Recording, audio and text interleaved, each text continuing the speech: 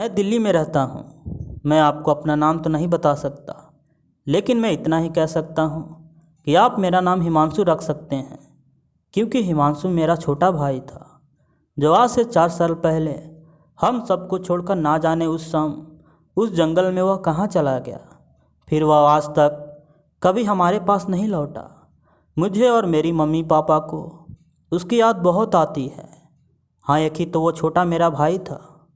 उस साल जैसे ही हमारे स्कूल की गर्मियों की छुट्टियां हुई, हम चारों लोग यानी मैं और मेरे भाई हिमांशु और मेरी मम्मी पापा, हम तीसरे ही दिन अपनी कार से हिमाचल के वादियों के सैर करने और जंगलों के प्राकृतिक झलक से अपने तन मन को तंदुरुस्त करने के लिए हम रवाना हो चले। हालांकि उस दिन मेरा ही मन उन जंगलों और घाटियों की दुनिया में जाने का था और मैंने उस दिन अपने पापा से जिद कर रहा था। खैर, हम शाम को यही 8 बजे के करीब अपने मामा के घर पहुंच गए, जो कि हिमाचल के सिरमौर ज़िले में पड़ता है। फिर हम वहां पहुंचकर अपनी रात बिताई और फिर दूसरी सुबह ही वहां से हम हिमाचल के तीर्थन घाटी की जंगलों की ओर निकल गए।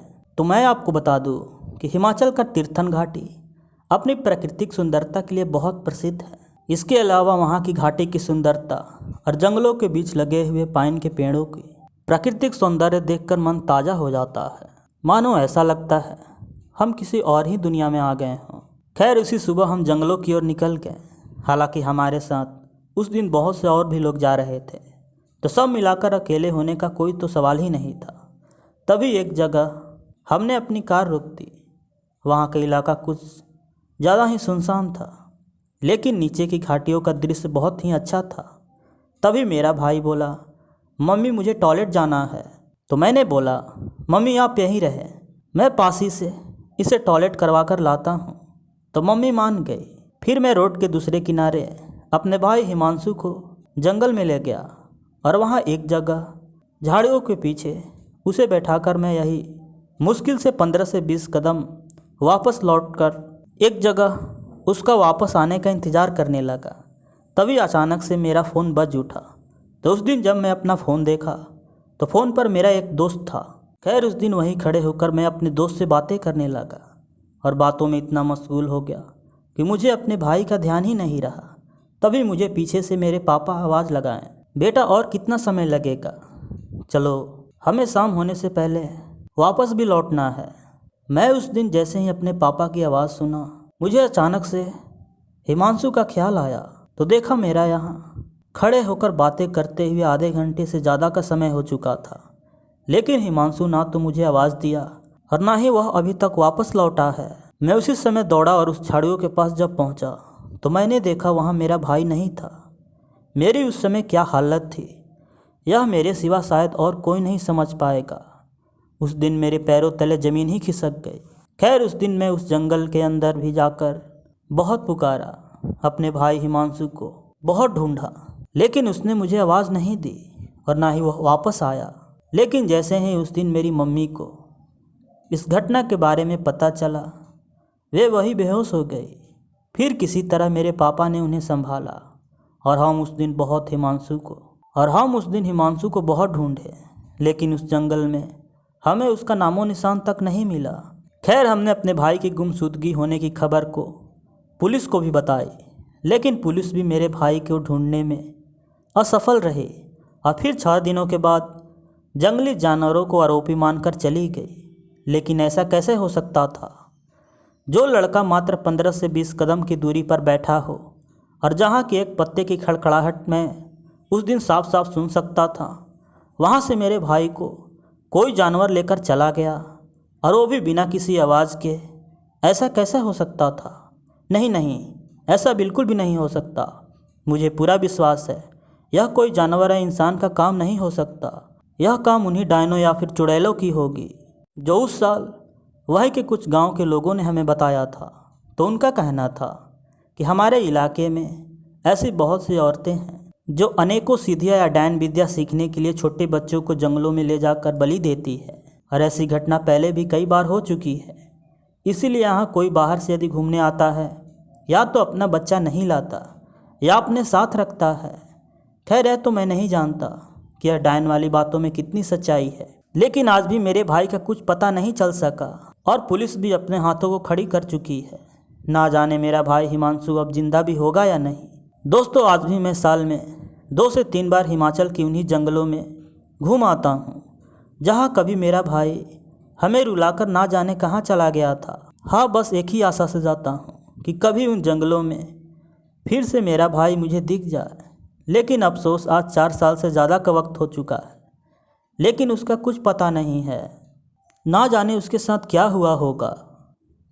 मेरा नाम आलोक है। मैं आज जो कहानी आपको बताने जा रहा हूँ वह 1968 की है, जब मेरे दादाजी छत्तीसगढ़ के एक जिला कोरिया के एक छोटे से गांव बस्तर पाड़ा में रहते थे।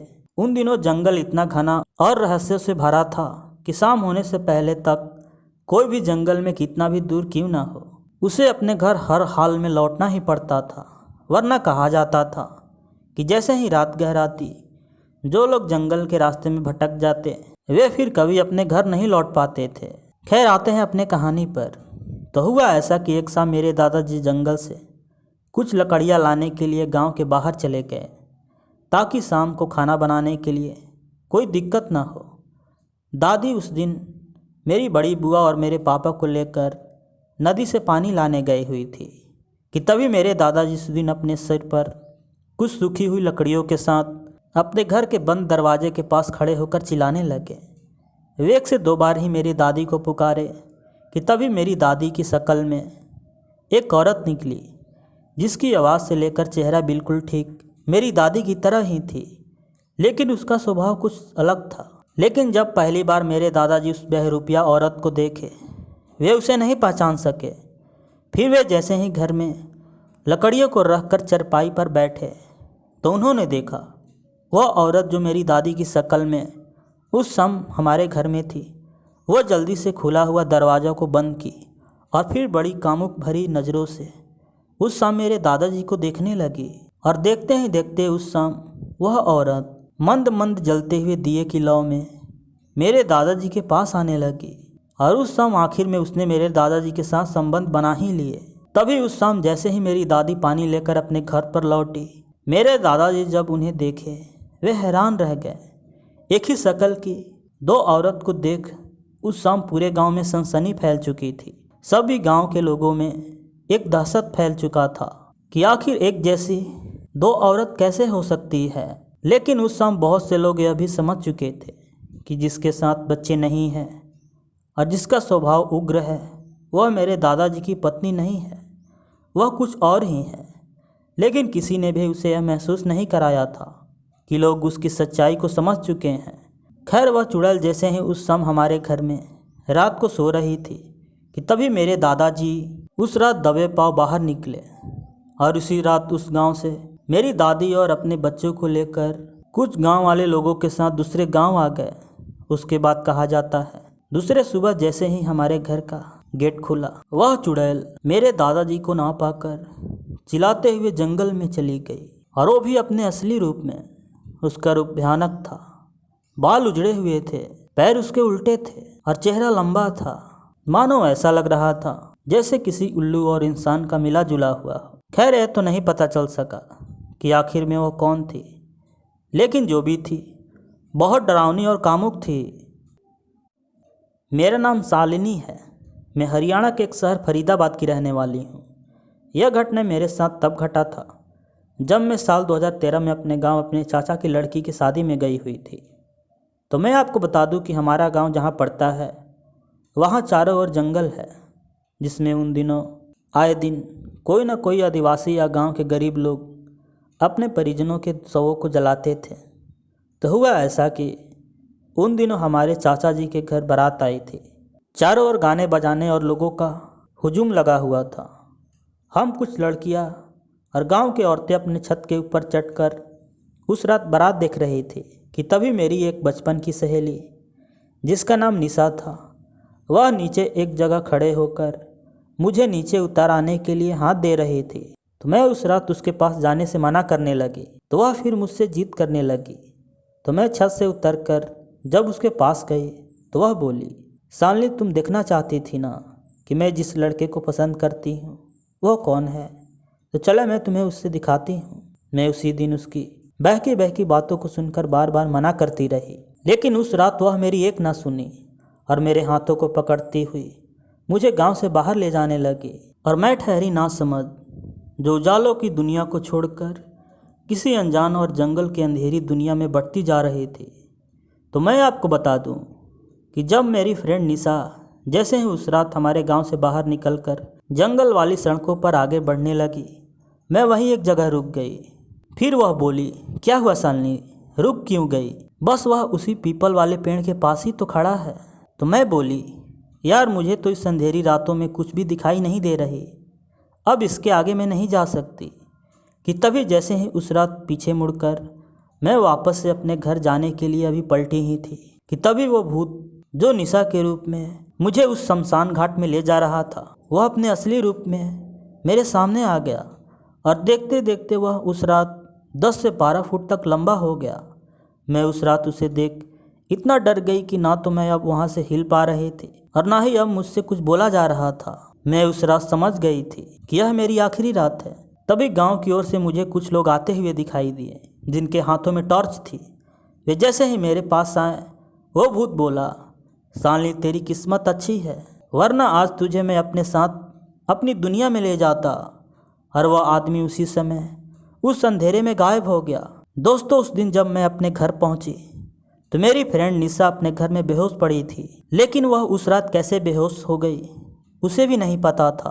लेकिन मेरी माँ बताती है कि उस रात जो आदमी तुम्हें दिखा था वह कुछ ही महीने पहले उसी जंगल में एक पेड़ पर फांसी लगाकर मरा था।